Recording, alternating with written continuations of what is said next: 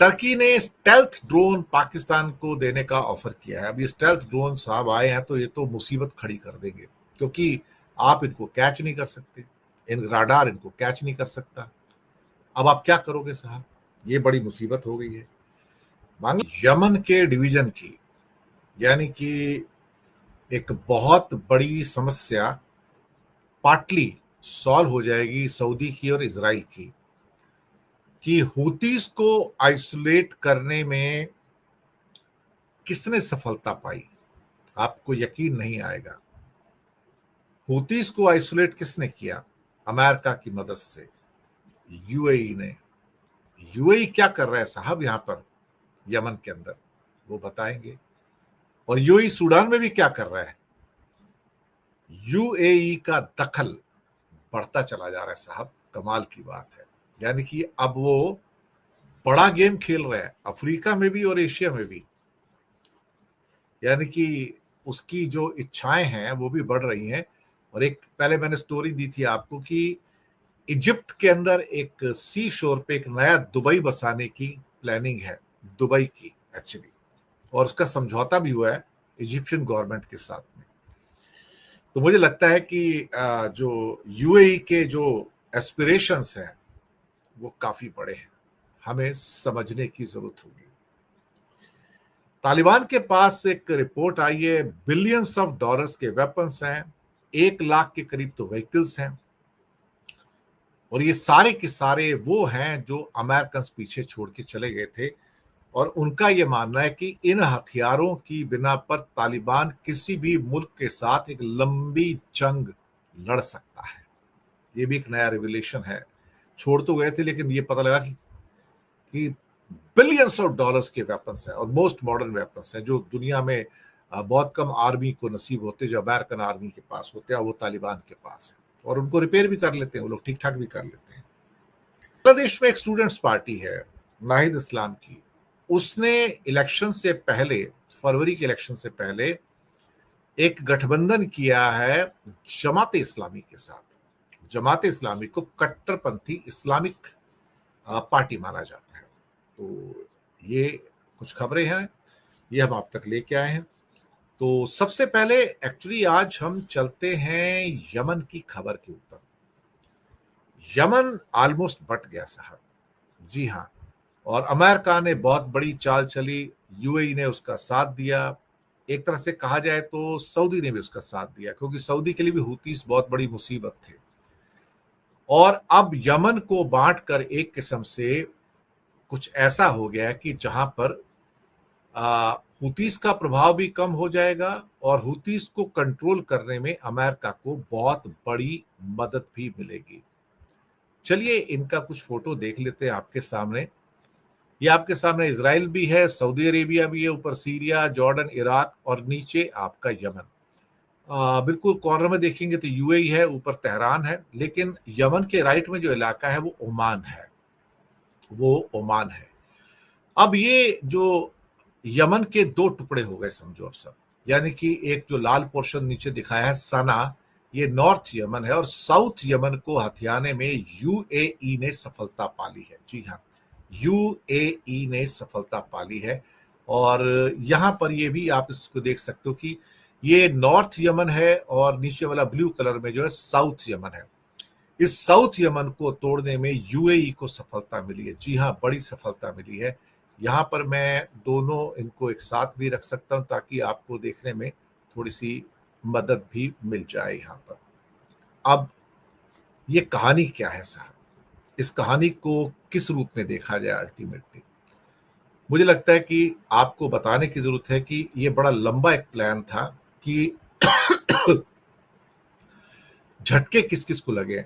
Actually झटका थोड़ा Saudi को भी लगा है, हूतीस को भी लगा है, लेकिन अमेरिका और यूएई कामयाब हो गए। हालांकि पार्टली सऊदी अरब का भी इसमें विक्ट्री है, इसमें कोई शक वाली बात नहीं है। लेकिन साउथ यमन पर जो यूएई की सपोर्ट वाली जो आर्मी है उसका कब्जा हो गया, जो ब्लू पार्ट है आपके सामने। इस बात को देख के एक्चुअली सऊदी थोड़ा हैरान है, उसको समझ में नहीं आया कि हुआ क्या अल्टीमेटली, क्योंकि साउथ यमन जो था अभी तक वो भी सारा वहां पर जंग वंग चलती रहती थी, लेकिन साउथ यमन के अंदर जो यूएई की जो समर्थित जो सेना थी वहां पर, जिसका नाम एसटीसी है, सदर्न ट्रांजिशनल काउंसिल, इनके सो कॉल्ड क्या कहते हैं कि 10,000 जो सोल्जर्स थे, वो ऑयल रिजर्व वाले जो एक एरिया है और बाद में ओमान के बॉर्डर से लगे जो कम आबादी वाले एक मारा गवर्नरेट में घुस गए थे, और जो पहले उनके कंट्रोल में नहीं था। ये पहली बार ऐसा हुआ है कि एसटीसी यानी कि सदर्न ट्रांजिशनल काउंसिल, जो बेसिकली यूएई के इन्फ्लुएंस वाला है, उसने सभी 8 जो गवर्निंग एरियाज हैं उस पर कब्जा कर लिया है साउथ के।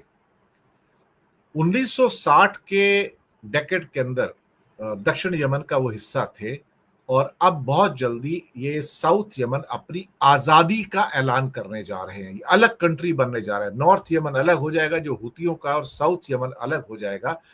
और ये देखा जाए तो यूएई के लिए बड़ी डिप्लोमेटिक विक्ट्री होगी। यहां एक्चुअली देखा जाए तो अमेरिका ने भी गेम खेला है और सऊदी को एक झटका दिया है। हालांकि हुतीस का कमजोर होना सऊदी के लिए अच्छा है, क्योंकि वो नॉर्दर्न एरिया में रह गए, जो कि ऑरेंज और येलो टाइप का एरिया जो है। लेकिन यूएई का यहां पर अपनी सरकार को स्थापित करना, मुझे लगता है कि यूएई के लिए एक बिगेस्ट विक्ट्री है यूएई के बाहर। सऊदी अरबिया कभी सोच भी नहीं सकता था कि सऊदी के नीचे, जी हाँ, अगर आप मैप पे देखोगे तो सऊदी के नीचे यहां पर जो साउथ यमन है वो सऊदी के बॉर्डर के साथ लगता है, और इस बात की कल्पना सऊदी कर नहीं सकता था कि वहां पर आके यूएई राज करेगा। यानी कि यूएई को तो कमजोर समझा जाता था आर्मी के मुकाबले में, लेकिन अब ऐसा लगता है कि ये अंदर ही अंदर जो है ये एक्चुअली अमेरिका का समर्थन है। मैं आपको सारा बता दूं तो अमेरिका के समर्थन से एसटीसी जो है, जो यूएई की एक तरह से सपोर्टेड ऑर्गेनाइजेशन है, वो साउथ यमन को अलग डिक्लेयर करना एक बड़ा पॉलिटिकल कदम भी होगा।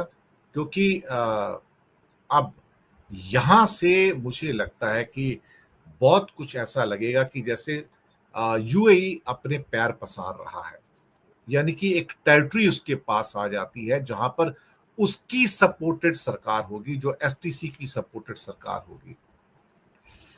देखते हैं क्या होता है। इसके अलावा मैंने आपको बताया था कि एक सूडान के अंदर भी यूएई को बहुत बदनामी मिली है, क्योंकि वहां भी जो उनकी एक रैपिड सपोर्ट फोर्स को ये एक्चुअली सपोर्ट करते थे, उनको हथियार दे रहे थे, पैसे दे रहे थे, उसके बदले में वहां से सोना ले रहे थे उनसे, और वो सूडान की जो मेन गवर्नमेंट उसके खिलाफ लड़ रहे हैं रैपिड सपोर्ट फोर्स।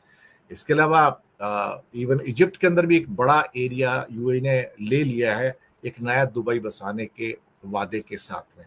तो मुझे लगता है कि यूएई की जो एक्सपेंशन प्लान्स है ना, जो उसके सपने हैं, अब वो बड़े होते जा रहे हैं। उनको एक बड़ा नेशन चाहिए, एक बड़ी टेरिटोरियल बाउंड्री चाहिए, दुनिया के अलग अलग कंट्रीज में उनका अपना प्रभुत्व होना चाहिए, वो उनको चाहिए।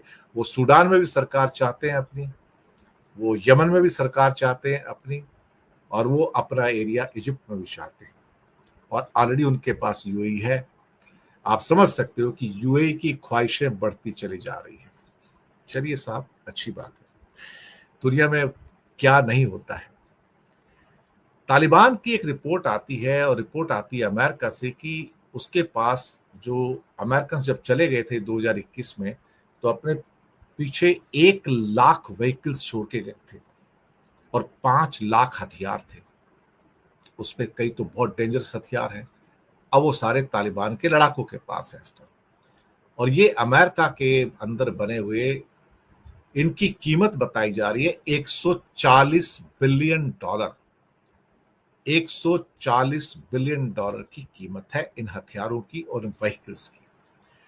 और यहां पर एक संस्था है सिगर, उनका कहना है कि तालिबान इन हथियारों के बूते किसी भी देश से जंग कर सकता है, और उसको ये सारे के सारे फ्री मिल गए। जो 1 लाख व्हीकल्स हैं उसमें टैंक भी हैं, तोपे भी हैं, बख्तरबंद गाड़ियां भी हैं, स्मॉल लाइट किस्म के स्ट्रेटेजिक व्हीकल्स भी हैं। और अमेरिका ने ये सारे के सारे जो व्हीकल्स थे अफगानिस्तान की आर्मी को दिए थे पहले, और 900 करीब करीब बख्तरबंद लड़ाकू व्हीकल्स भी हैं।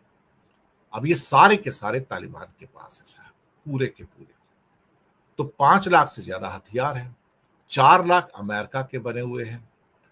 तालिबान के पास वहां पर फाइटर प्लेन भी हैं जिसका इस्तेमाल किया जा सकता है, जो शायद अमेरिकन होंगे या कुछ, लेकिन उनका इस्तेमाल करना उनको आता नहीं है। और जो हथियार मौजूद है उसमें आपका क्या कहते हैं, ग्रेनेड लॉन्चर्स हैं, मशीन गन्स हैं, रॉकेट लॉन्चर हैं, RPG-7 NT-4 जैसी टैंक रोधी मिसाइलें भी हैं। तो ये सारे जो हथियार हैं, रिपोर्ट कहती है कि अगर कहीं पाकिस्तान के साथ उनकी जंग हो गई तो वो पाकिस्तान को अच्छी खासी टक्कर दे सकते हैं साहब, और पाकिस्तान को भी नाको चने चबवा सकते, कहा जा रहा है। ये जो इंडिपेंडेंट रिपोर्ट निकल के आई है अमेरिका से, ये काफी क्या कहते हैं, एक ड्रेडेड रिपोर्ट है किस्म से कहा जाए।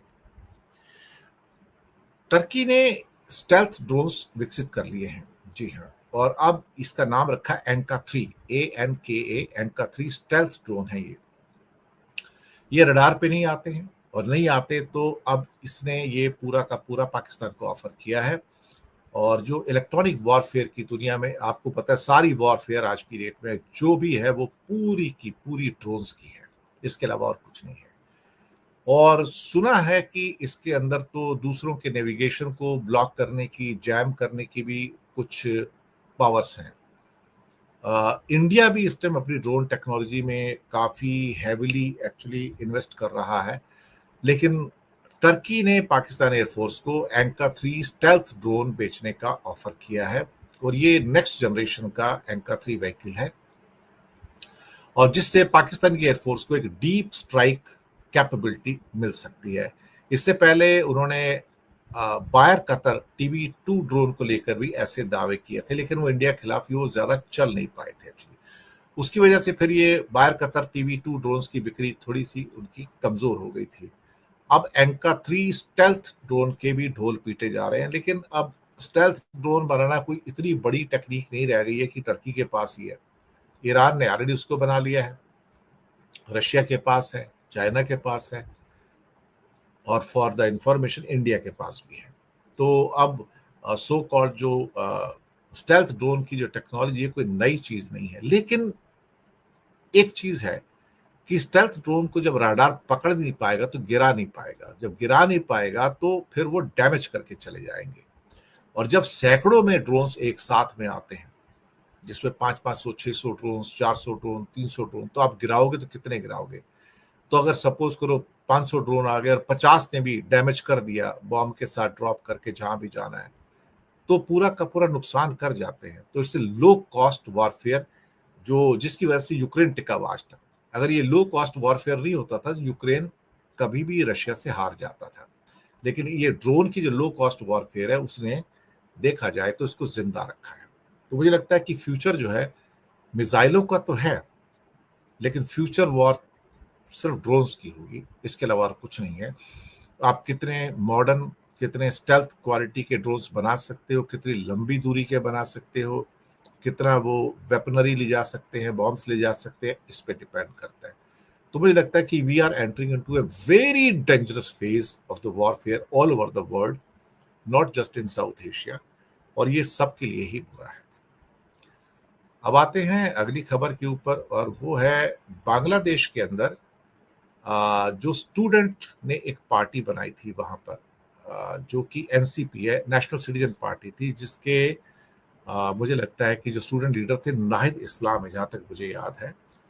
अब उन्होंने जमाते इस्लामी के साथ मिलके एक गणतांत्रिक संस्कार जोट नाम का गठबंधन बनाया है। जी हाँ, तो ये एक वहां पे एक जॉइंटली ये इलेक्शंस को फाइट करने जा रहे हैं, जमाते इस्लामी और साथ में NCP। जी हाँ, नाहिद इस्लाम, उनका कहना है कि हमारे जो गठबंधन है उसको गणतांत्रिक संस्कार जोट कहा जाएगा। और उनका कहना है कि हमने 2 साल तक कोशिश की है, और नाहिद इस्लाम एक्चुअली एडवाइजरी काउंसिल का हिस्सा था, लेकिन बाद में नाहिद इस्लाम ने अपने एडवाइजरी की पोस्ट छोड़ी और अपनी पार्टी बनाई ताकि वो इन इलेक्शंस में खड़ा हो सके। तो अब फरवरी में इलेक्शंस हैं, तो इस फरवरी के इलेक्शंस के अंदर कहीं ना कहीं अब ऐसा लगता है कि बीएनपी के साथ जो जमात इस्लामी और एनसीपी है, इन दोनों की सीधी फाइट हो सकती है। हालांकि इस बात का इस टाइम अमेरिका से और कतर से पूरा का पूरा प्रेशर है, इवन ब्रिटेन से प्रेशर है कि अवामी लीग को फाइट करने का मौका दिया जाना चाहिए, उसको इलेक्शन लड़ने का मौका दिया जाना चाहिए। आप अवामी लीग को एक्सक्लूड नहीं कर सकते। तो वो डार्क हॉर्स है, अभी क्या होता है क्या नहीं होता, और बांग्लादेश के यूनुस साहब कितने प्रेशर में आते हैं अभी तो कहना मुश्किल है।